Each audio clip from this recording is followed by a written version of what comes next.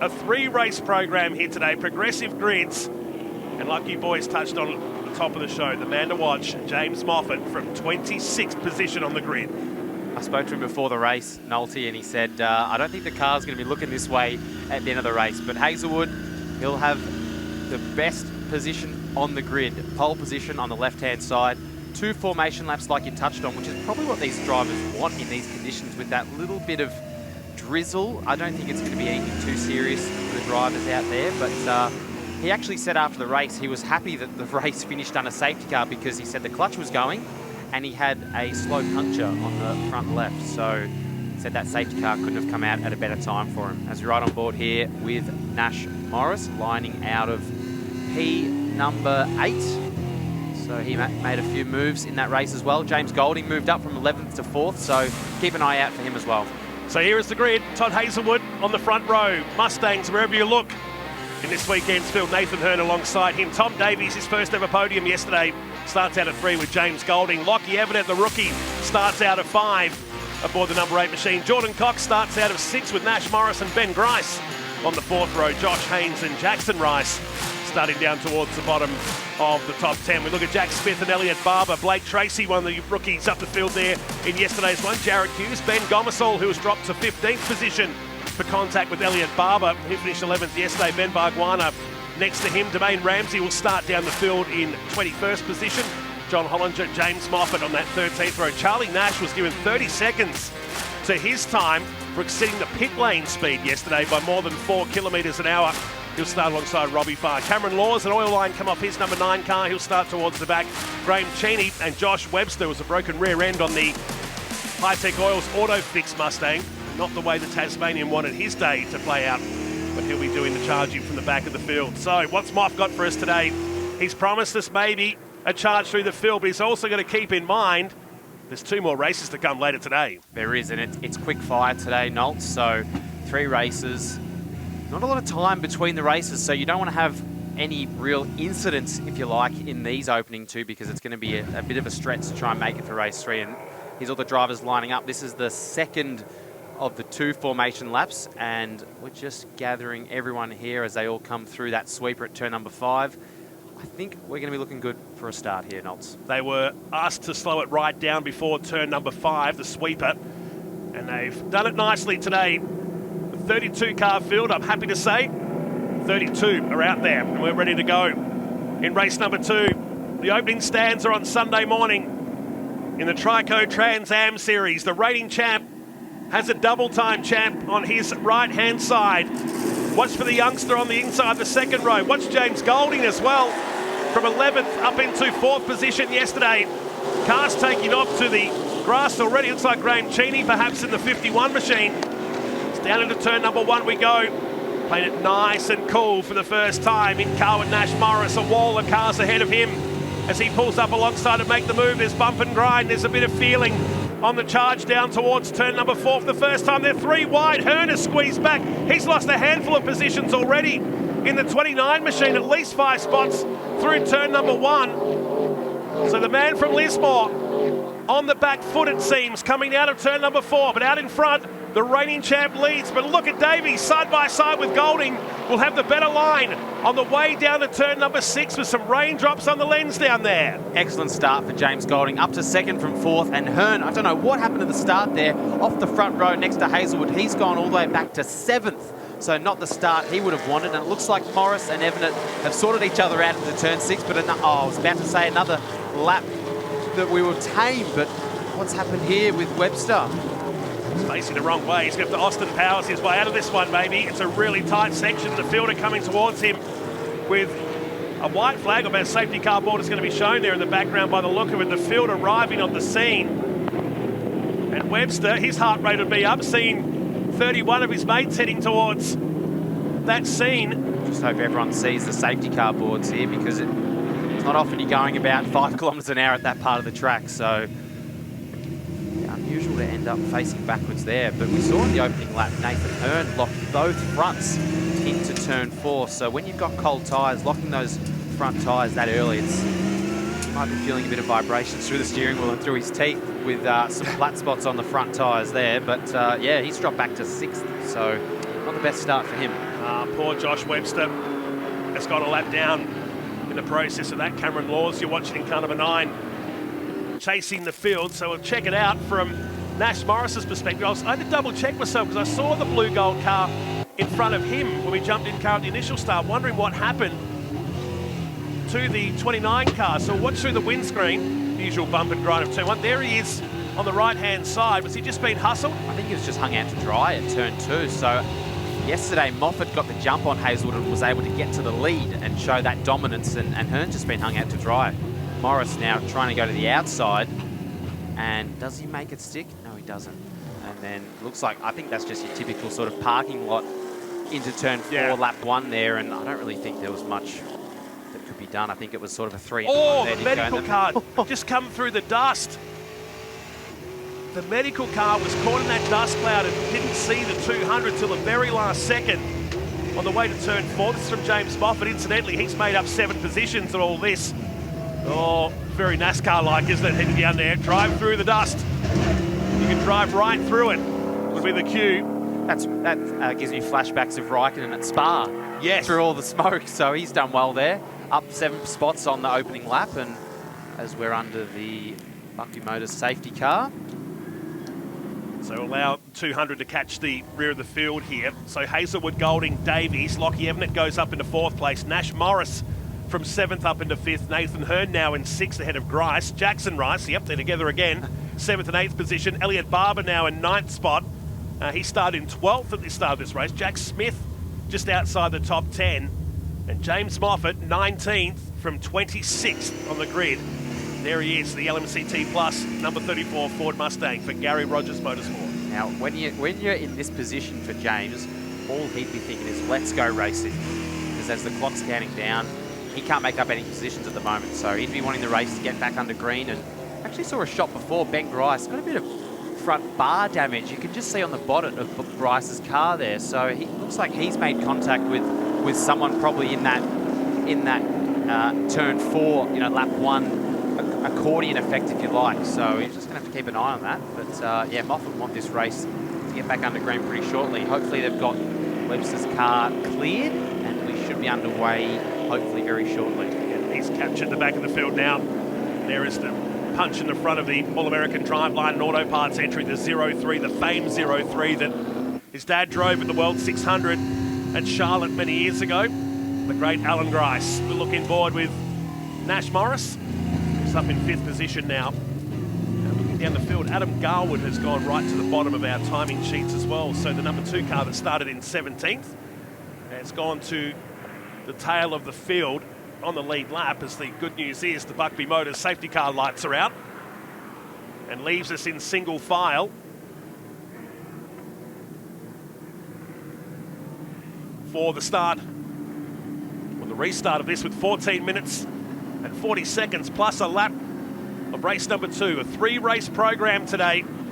They'll need to think about the time permitted between the 2 races to work on the cars, get a good result, and look after the 6 Hoosier tyres they're allowed for the weekend. Hearn might need some new Hoosier tyres after that. I'd say so. Back to racing we go. And the train of Trans Ams make their way back to John Bowe pit straight. Golding going with Hazelwood on the way up to this turn 1 and 2 complex of Symmons Plains Raceway. Davies runs in 3rd with Evanet, Nash Morris and Nathan Hearn, as the rest of the field still coming past our commentary position, trying to keep the heat into the tyres on what's a very cool morning here today in Tasmania. Yeah, still plenty of dirt on that outside into turn number 4, so the driver's going to want to be careful of that, but great launch for Hazelwood on the restart, perfectly controlled, eyes forward, and yeah, that first time into turn 4 on a restart is always tricky because you try and get as much tyre temp as you can on those safety car laps, but you still have cold tyres, cold brakes, so you just got to bring it back a little bit as we ride on board with James Moffat, still in 19th position, or up to 18th. And he has Ben Gomersall in front of him as he goes for a big, looks like a big lunge now into turn 6, and I think he's made the position stick. He has. There's 2 positions in the 1 lap for the former champ of 2023.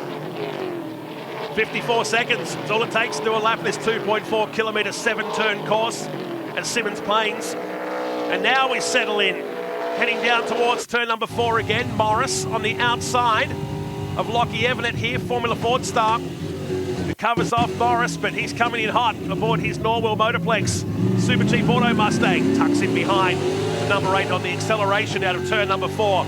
They create a big hole in the air, these cars. They do, absolutely. They punch a big hole in the air, and this is where you can actually see that on board with Nash Morris. Not really anywhere he can go because Evanet's got the toe on Tom Davies, so it's kind of, I guess, removes that eye, and then Evanet's had a big lockup now into turn number 6, put under pressure, probably just looking in his rear vision mirror, and now he's just going to get hung out to dry.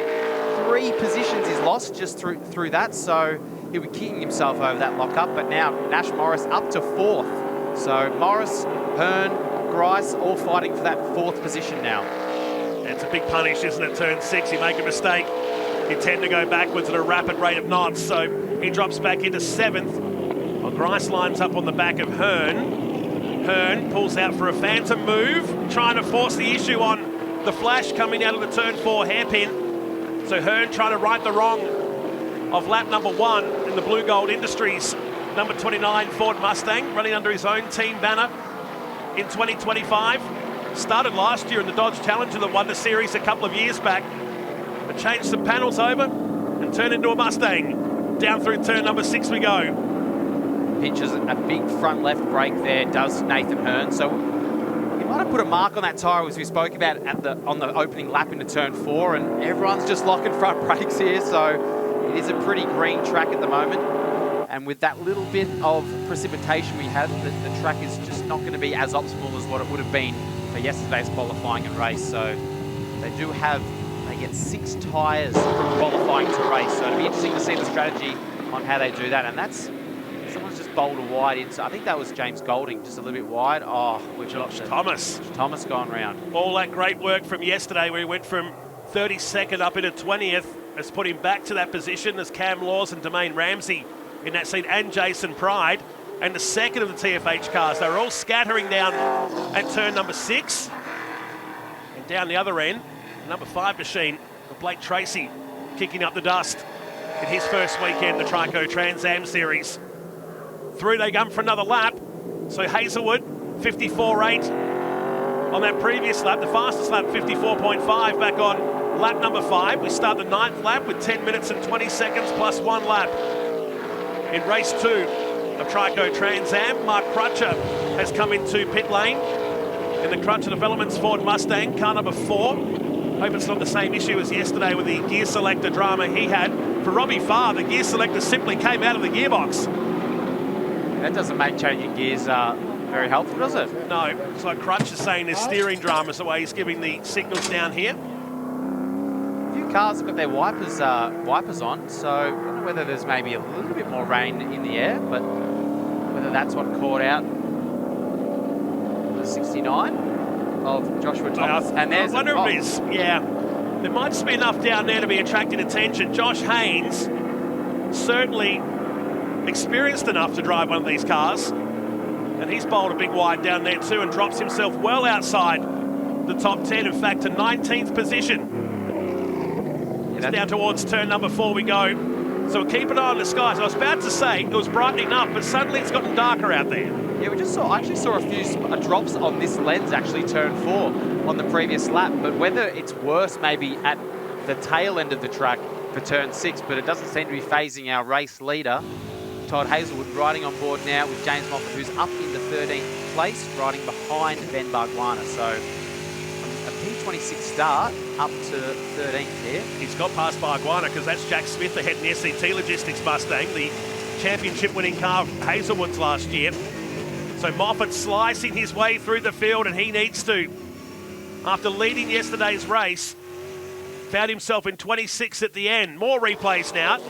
Down at the bottom turn, Jason Pride thinking he's back at the Perth Motorplex with that move at the hairpin, and drops him at least 3 or 4 positions in the Tasman Power Harman Transportation entry, and almost banks panels with John Hollinger as he returns to the racetrack. Got to be so careful with the rejoin there, but we did just have the drift cars out before these guys. Yeah. Sort of gave me flashbacks to that, so he's managed to press on there with no damage. But yeah, Todd Hazelwood, a nice comfortable margin here, 9/10 of a second over Golding, so they're just keeping quite a nice little gap over third. Nash Morris about 2 seconds behind James, and seems like whether the rain might have stopped now or that doesn't seem as treacherous at turn 6, but that, yeah, looked like an unforced error from Josh Haynes in the Herzog Steel Mustang. And that's put him back up into 16th position on our screens now. So the TA2 Muscle Car Series champion from last year has parked himself in the middle of the field now as Moffat's gone past Jack Smith in the background. So he's knocking on the door of the top 10. He's got Jordan Cox just up the road. Well, James Golding just can't break into that 1 second barrier on Todd Hazelwood, who continues to lead the second race of Trico Trans Am. Here comes Nathan Hearn alongside the 42 of Tom Davies. And Battle Pack starting to brew as we make our way down towards turn number 6. Let's go to pit lane. Yeah, just quickly, I've got Mark Crutcher straight out of the car. What's happened to the car? Steering rack problem, I believe. I just couldn't turn left, so I was in the way. I was only going to cause some damage, so I thought it best I come in. Mark, I also wanted to ask you quickly, track conditions out there at big field, small track, and also a bit of drizzle. How bad were track conditions for you? Oh, track conditions are okay. The thing about a big field, it's a quality field. You go hard-pressed to find a better field than this. The Barron and Gary, they put on a great show, and the quality of drive is proven by the product they're giving us. So these guys will handle it no problem. All right, thanks, Mark. Cheers. Such a larger-than-life character, Mark Crutcher. He's been doing the gig for a long time and so excited about both the TA2 muscle cars and Trans Am going gangbusters in 2025. And he'll fight back. He loves his car racing. As we go back to Nash Morris. Clear air ahead for now. The man that runs in third position. There's the 2 leaders just ahead. It's into turn 6. The Worth in-car camera. So 6 minutes to go. Time's flying while we're having fun here. Feeds in another gear, and this uphill section feels like a roller coaster here, doesn't it? It does. It certainly feels like that in the car as well. You have to do so much modulation on the brakes, especially in these sorts of cars where you just have no ABS, cross-ply tyre, and the car moves around so much. You can see that from the onboard. Nash going up through the gearbox up to 4th, heading down to turn number 4. Hard on the brakes, the car squirms and moves. You can actually see all that wheel work as the rear wants to step out. Everyone takes kind of a different line here at turn number 4, and as he exits the hairpin back down the back straight, he has a nice little buffer over 4th as well. So he's just sort of in his own little race at the moment with just over 5 minutes remaining. But Tom Davies is sort of lurking around there with that 8/10 margin. But I tell you what, I think Hearn and Grice are having a battle as Hearn tries to keep that position on Grice.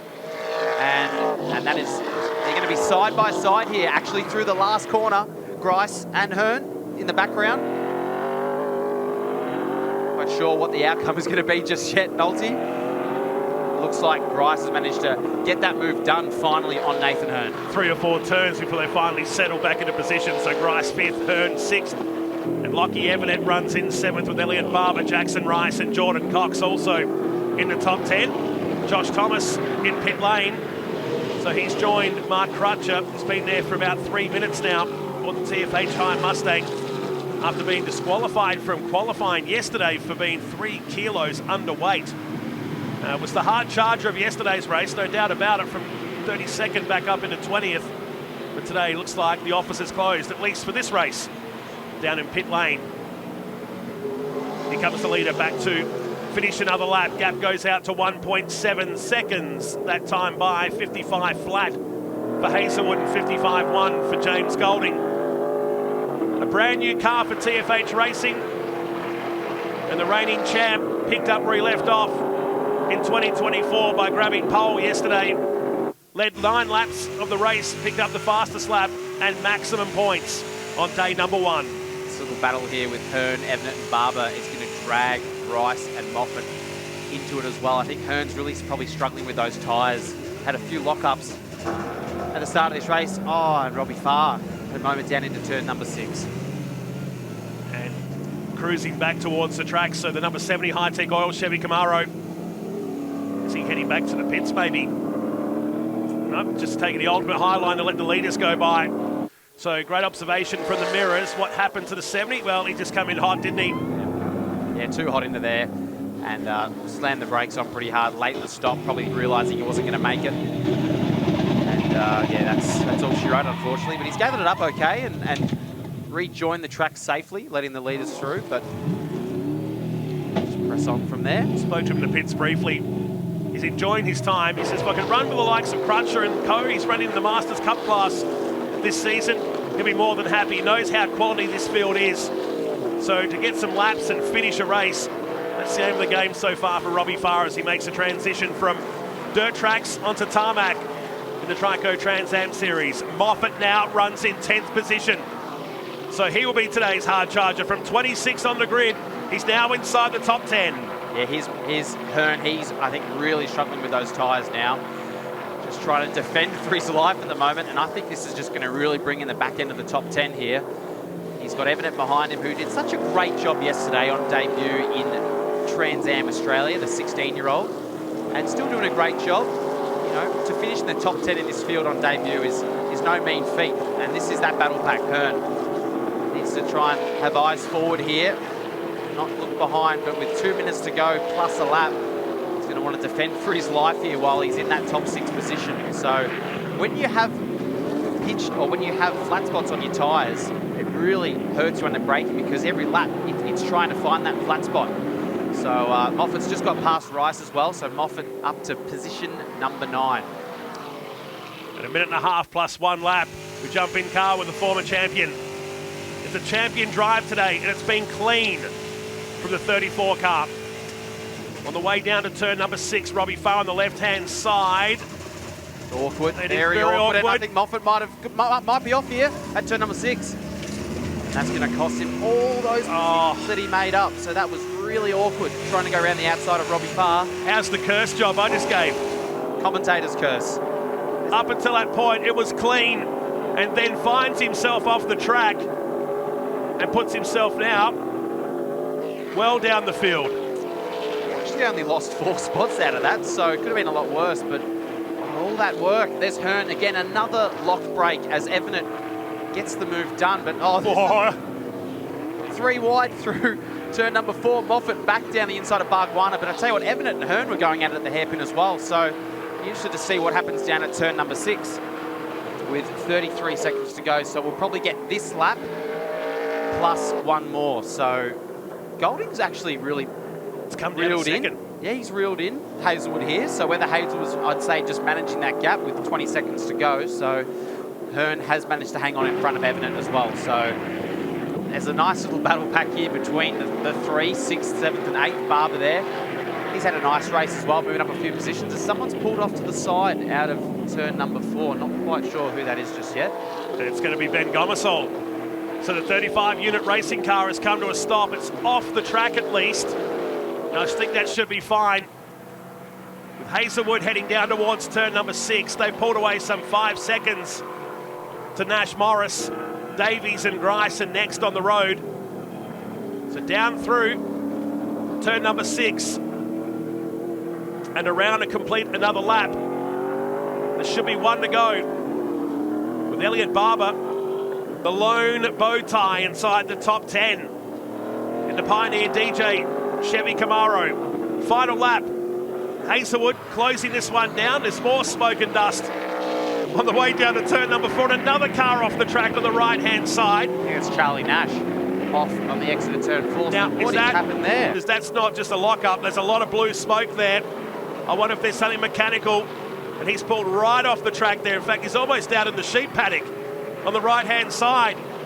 It's a battlefield of cars parked down here today. It's down towards the last set of turns with more traffic ahead. Todd Hazelwood into turn number 6 he comes in a TFH hire. Brand new number 1 Mustang. Powers his way out of the final turn and grabs the win in race 2 of Trico Trans Am here today at Symmons Plains. A race full of attrition once again. Cars with wounds, but not for the number 1 car. A nice drive and holding back James Golding. And at the back is Jackson Rice. So he drops out of position 11. The first national real estate number 7 will get a result. But what has gone on with that Tickford 55?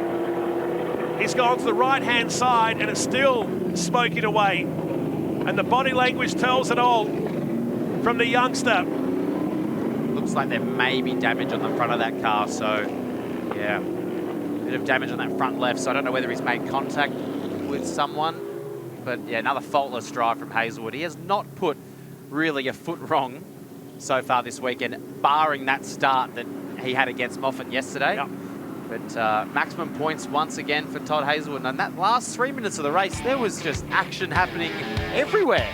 It was full on. Guess what? We'll do it 2 more times later today here at High Tech Oils Race Tasmania. Todd Hazelwood, the winner from Golding, and Morris gets his first podium of the weekend with Davies, Grice, Nathan Hearn. Adam Garwood gets position 7 on our screens there. Evanet was next with Cox and Smith. Blake Tracy, James Moffat, the big move room, even with that little lose at the end, still manages 14 positions. Ben Barguana, Josh Haynes, Jared Hughes, Chase Hoy into Candelo Steel City 77 inside the top 20. And John Hollinger back in 23rd position. Robbie Farr, who spun, ended up in 27th position. And then a list of DNFs at the bottom of our screens. Take nothing away from our man at the top. The number 1 is 1 after 2 races in the Trico Trans Am Series. It's all smiles though at TFH Racing. Todd Hazelwood grabbing a victory, his second one of the weekend. And he's ready to talk to Aaron Noonan down in Victory Lane. The toddler picks up another win. Matty does, undefeated. This brand new car is 2 from 2. Well done. That looked a little easier today. Look, Jimmy was on my tail, so I was just trying to, look after the gap, look after the tyre as much as I can. We had to sacrifice a tyre yesterday, so essentially 1 tyre down in our tyre bank. So, yeah, just trying to conserve as much as I could, but hey, the car was an absolute jet. So big thanks to my team at TFH Racing. We worked till nearly midnight last night trying to solve a few issues that we had yesterday's race, and most importantly, big shout out to my dad over there, Rusty. Happy 64th birthday. So no better present than getting a race win.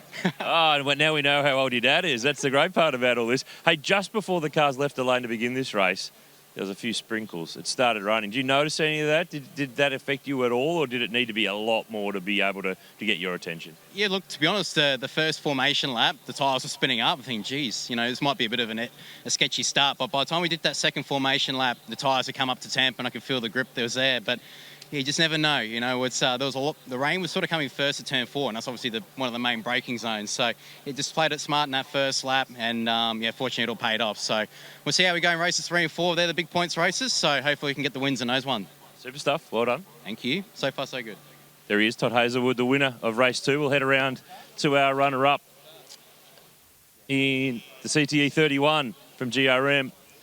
James Golding, have a little debrief here with the dude, Paul Morris. We'll have a chat to your young fella in just a sec. Beeps, well bowled here. Closing up to Todd in that final couple of laps or 2, but was he just taking a little easier, or were you trying a bit harder? What's the story there? I don't know, probably a bit of both. I was pretty consistent, I thought, but didn't quite have the speed for Todd in the middle part of the race. I think the car's pretty good, just lacking a bit of straight line handling. So, yeah, we'll look at that. Obviously, this track's a lot of straight line handling, so there's only so much you can do, but yeah, not a bad recovery, getting it back on the front row, hopefully for later today, and yeah, after a difficult qualifying, so pretty happy. Good stuff, well done. Cheers, thanks. And let's have a chat to the man who came on home in 3rd in the 67, the Norwell Motorplex machine, the Flash. See with Terry Morris. Hello, mate. Well bowled. It looked like a little bit of a lonely race. The top 2 a little bit ahead, the guys behind not quite there, so a lot of open running there for you. Yeah, I would have liked to have been in the battle a bit more, but you still got to kind of look after your stuff for the next 2 races. That's the great thing about Trans Am racing. You don't blow the budget on the tyres, that's for sure. So you've got to save what you got and look forward to the next race. Hey, I'm just having a look down here at the left front of your tyre here. This Hoosier, there's a few marks on there. Whose are they? Probably a fair few blokes, I'd say. But, I raced everyone clean, so Rubbin's racing. That's the thing we love about Trans Am. There's marks sometimes, you just don't know where they came from. Well done. Thanks very much. Thanks to my awesome team and my sponsors. Nash Morris in 3rd, Cam.